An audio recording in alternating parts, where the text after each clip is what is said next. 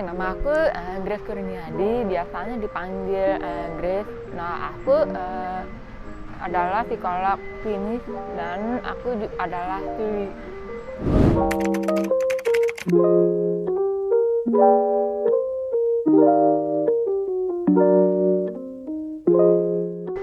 Awalnya saya ingin jadi psikolog itu sebenarnya bukan pilihan pertama sih, tapi waktu itu kan memang kayak belum tahu ya aku mau masuk kemana.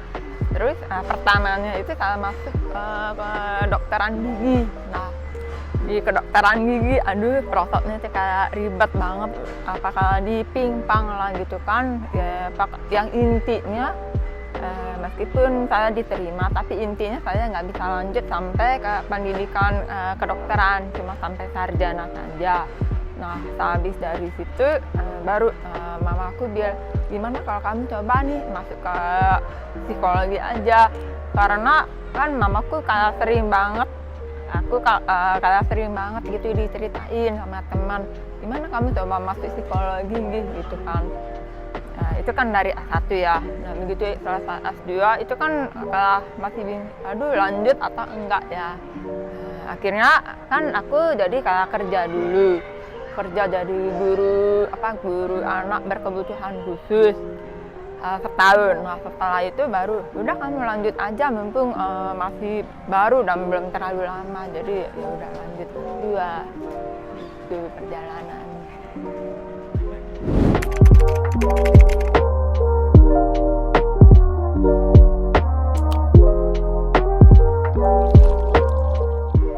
Tentu ada, nggak mungkin nggak ada. Kendalanya itu lebih ke ke orang-orang.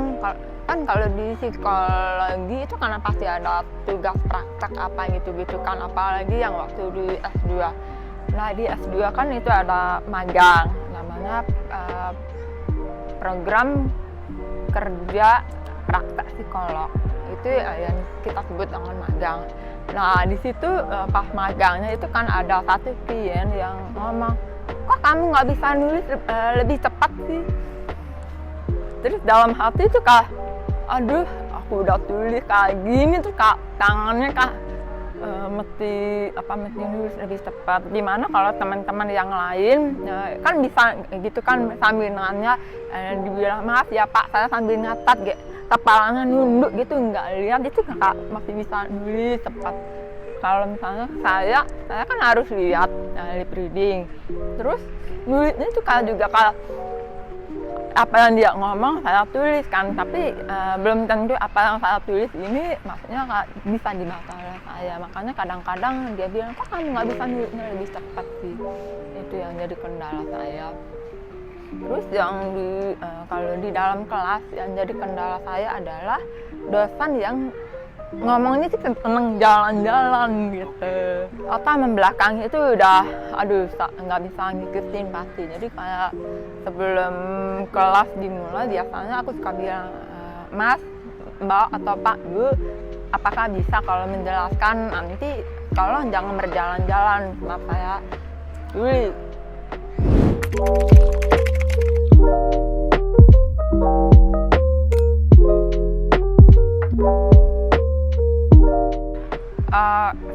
Kalau begini, ini saya lip reading tapi sambil dengerin suara juga sedikit, karena saya pakai alat bantu dengar gitu.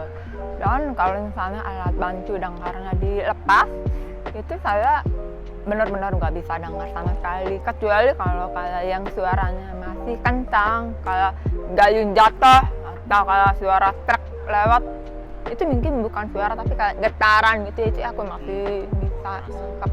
Suara petir itu masih bisa.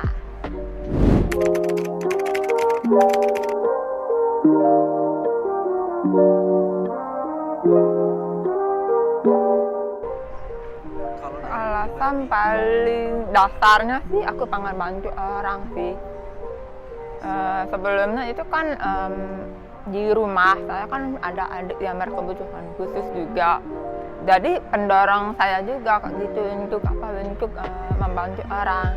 Bantu orangnya mungkin ya dengan yang kayak bisa menjadi pendengar yang baik gitu untuk orang-orang.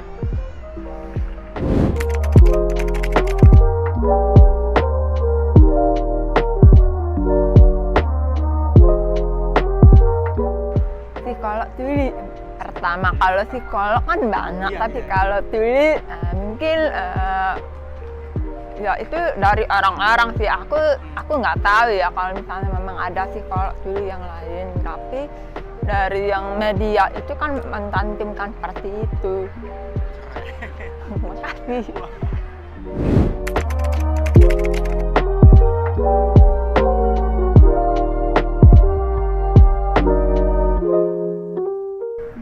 Kalau untuk saat ini kan lebih banyak yang online dan menggunakan chat, jadi nggak terlalu masalah sih. Nah kalau untuk yang komunikasi yang kita seperti ini yang offline, itu pasti akan saya sampaikan ke kliennya.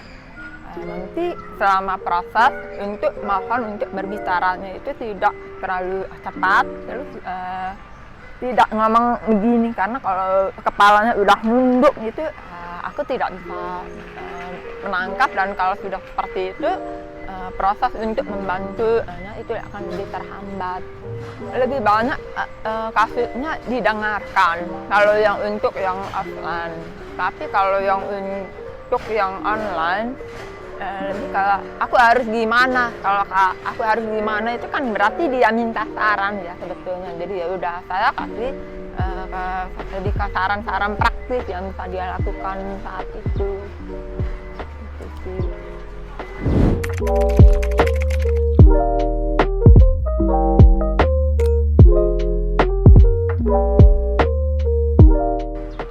Kalau cara khusus sih enggak ya, tapi memang itu mulai dari ketika misalnya kalau kliennya datang pas pertama kali ya kita basa-basi dulu lah gitu, tadi kesini makan apa, sudah makan belum, apa gitu-gitu. Nah begitu udah oke, baru kita masuk sedikit-sedikit. Jadi kayak building rapport ya, itu kan pasti umum ya, maksudnya kan kalau kenalan gitu kan pasti ada basa-basi. Nah itu juga berlaku di psikolog juga, ada basa-basi sedikit. Nah begitu sesinya sudah selesai,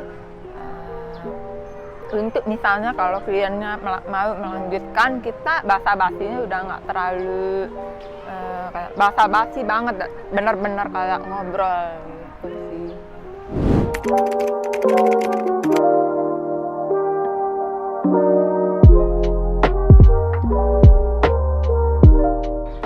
Apa bisa, mampu, ada kayak gitu. Terus udah gitu, kalau nggak yakin aku bisa mendengarkan dengan baik karena aku tuli. Kalau misalnya kayak gitu, aku biasanya kalau kasih kesempatan, gimana kalau bapak atau mas, mbak gitu, coba dulu bercerita ke saya. Nanti kalau misalnya bapak merasa tidak nyaman atau tidak ingin melanjutkan juga tidak apa-apa. Dan sebenarnya kalau saya juga berterima kasih sih, karena orang-orang ini kayak meskipun masih merasa sanksi gitu, mereka mau kasih kesempatan gitu.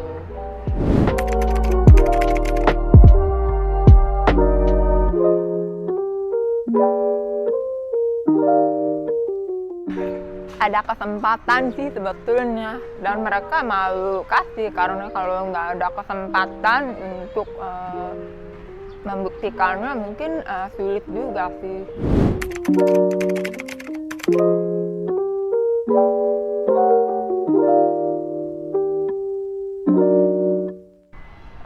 Saya kalau dibilang untuk masuk ke komunitas, sebenarnya saya juga bingung, karena saya masih umum gitu, karena kebetulan untuk masuk ke komunitas tulinya itu sendiri masih baru banget, belum lama, baru Desember kemarin. Nah itu baru masuk, baru mulai kenal-kenalan gitu. Jadi kalau untuk dibilang berkomunitas enggak juga sih, tapi mungkin kalau lebih menyempatkan waktu untuk ketemu teman-teman tuli yang lain gitu.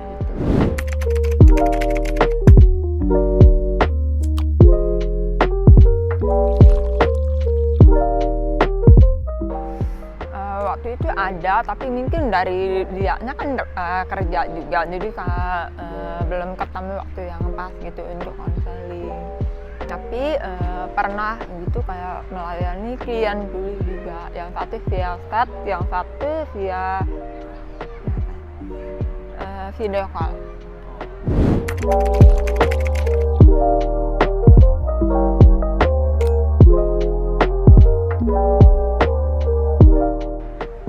Ini kembali ke inisiatif diri sendiri. Kalau misalnya memang mau menempuh menjadi psikolog, dan dari psikolog itu sebenarnya nggak mudah juga loh.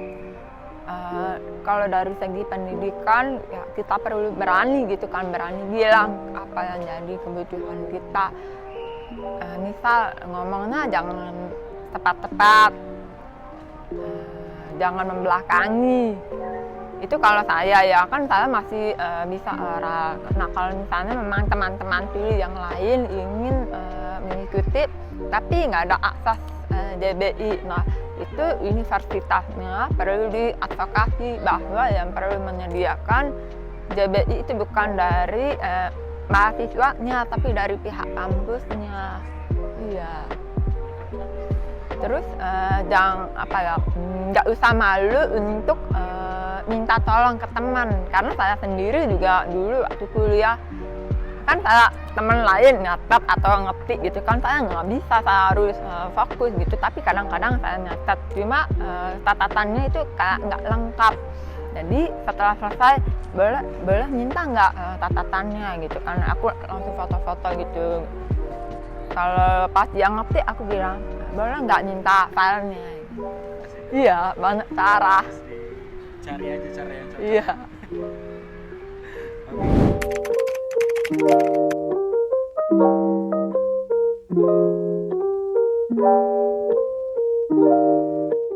Oh tidak, saya nggak bisa sendiri. Ada bantuan kayak dari orang tua juga, dari teman juga, yang paling sering dari teman sih. Karena yang kalau dari S1, S2 itu kan saya ada beberapa teman gitu kan. Nah di S2 itu lebih stres lah istilahnya kan. Saya sempat demotivasi untuk ngerjain tesis. Jadi teman-teman saya udah selesai 1 semester, saya lanjut 2 semester. Tapi kemudian kalian bilang, lu harus jalan terus, kalau lu nggak jalan kapan majunya. Aku juga sering bilang gitu, gue berhenti aja ya gitu kan. Itu temanku bilang jangan, lu udah setengah jalan gitu kan. Jadi mau nggak mau kan dari dorongan, terus ada pressure deadline juga. Akhirnya ya udah, akhirnya jadi ngerjain juga, meskipun kayak pangan berhenti, pangan keluar.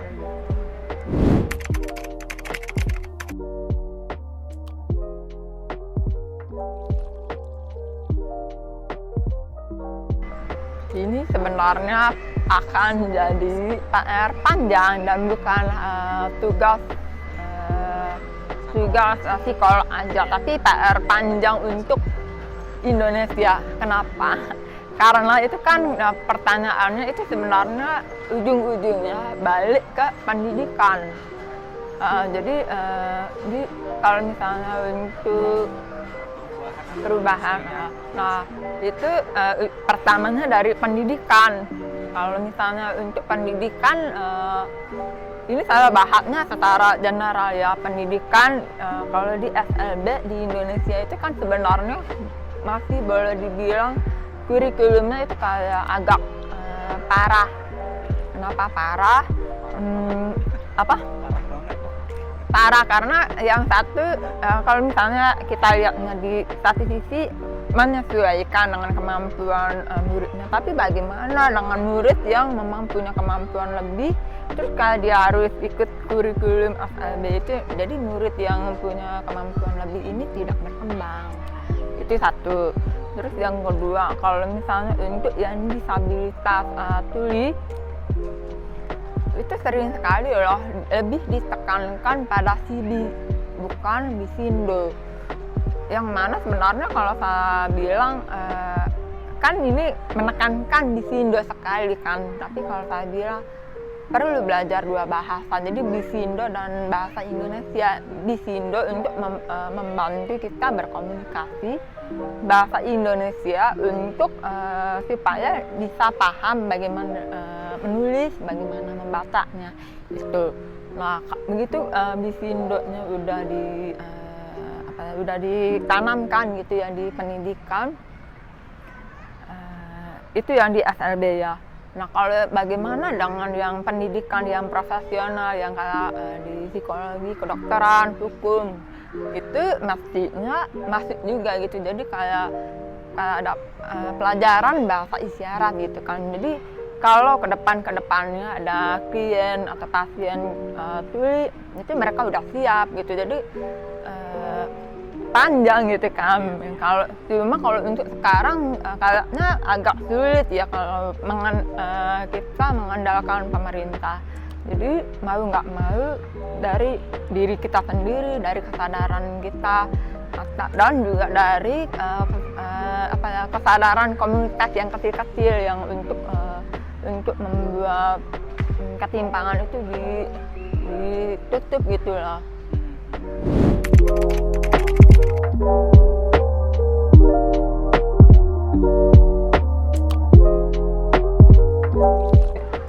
Saya mewakili untuk teman-teman yang tuli yang lain urgent sekali. Selama ini kan tuli itu kan kayak bilang, ih apaan sih bahasa, maksudnya kayak mengalami yang namanya apa ya, aku lupa namanya pokoknya. Jadi ketika tuli mau menggunakan bahasa isyarat itu malah dijelek-jelekan, malah nggak boleh. Tapi kalau orang dengar yang mau pakai bahasa isyarat malah dibolehin, itu kayak nggak adil gitu buat teman tuli yang lain juga gitu. Sebenarnya kalau yang dari tadi Kak Sul cerita ini, aku nangkepnya bukan persoalan Bisindo, tapi memang bingung berkomunikasinya gimana. Kalau misalnya memang nggak bisa Bisindo nggak apa-apa, maksudnya kan bisa ngomong pelan-pelan, bisa tanya dulu untuk mau tulis atau apa. Intinya jangan panik, karena kalau panik teman tulinya juga panik.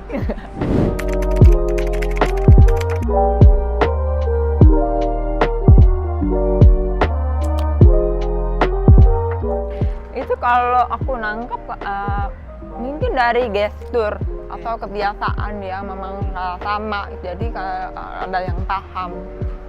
Ini sebenarnya kalau kata terima kasih itu sebenarnya kalau dibilang universal banget enggak juga, tapi kalau diperhatikan beberapa video gitu kayak yang dari Surya yang kemarin baru wisuda, itu kan aku kayak sempat perhatiin, oh thank you-nya sama gitu kan, thank you, terima kasih. Cuma kalau yang di Indonesia memang ada variasinya. Ada yang begini, ada yang dari ini, aku lupa dari mana sih, itu Kak, bahasa daerah gitu loh.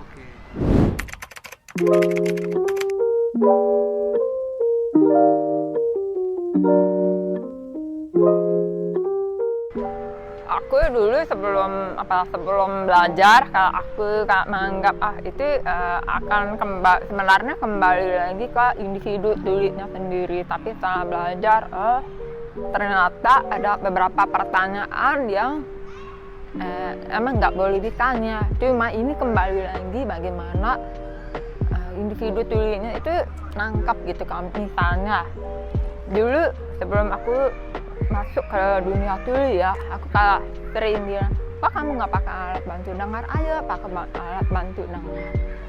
Nah ternyata yang ayo pakai alat bantu dengarnya itu yang justru kita perlu keep, nggak boleh sampai ngomong kayak gitu. Kalau misalnya cuma nanya itu oke, tapi kalau sampai ayo kamu pakai alat bantu dengar, itu jangan, itu akan membuat tersinggung gitu. Apalagi kayak mungkin dia bisa nangkep, ih kok orangnya maksa duluan, gue kan nggak mau gitu kan, gitu sih.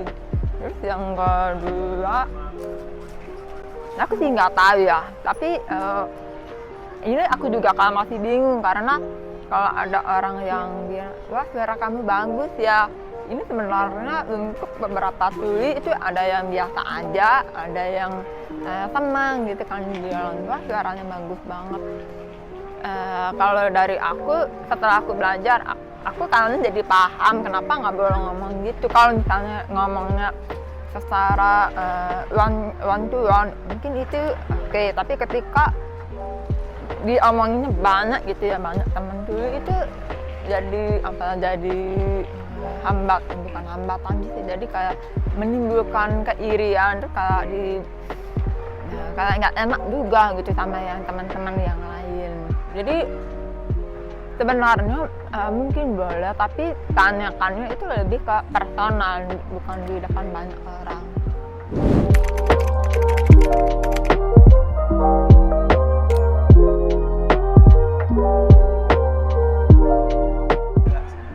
Kayaknya kalau mau ini mulai dari alfabet, terus perkenalan sama selamat siang, yang dasar-dasar dulu gitu, itu udah membantu banget sih.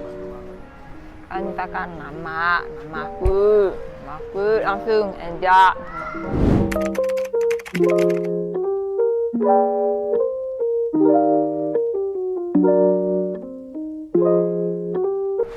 Kalau misalnya bingung mau berkomunikasi dengan tuli, tetap tenang, terus tanya aja lebih nyaman menggunakan apa. Pasti tuli ini akan menjawab lebih nyaman menggunakan bahasa isyarat. Tapi kalau memang belum bisa, sebenarnya nggak apa-apa banget lah gitu kan.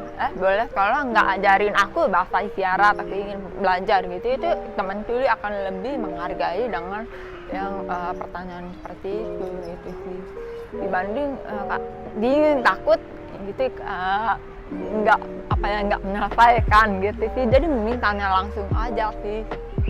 Mungkin ada salah kata, salah gerakan dan sebagainya ya mungkin.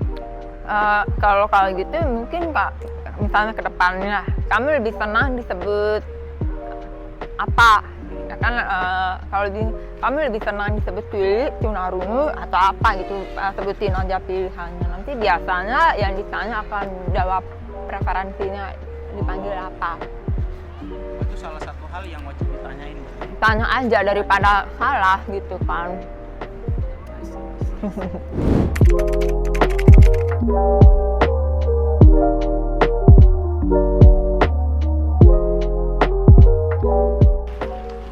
Jadi pesanku untuk teman-teman profesional lainnya adalah jika ingin berinteraksi dengan disabilitas tuli, lebih baik memberikan mereka kesempatan dulu daripada kita menolaknya, enggak kamu nggak bisa. Jadi penting untuk memberikan kesempatan itu.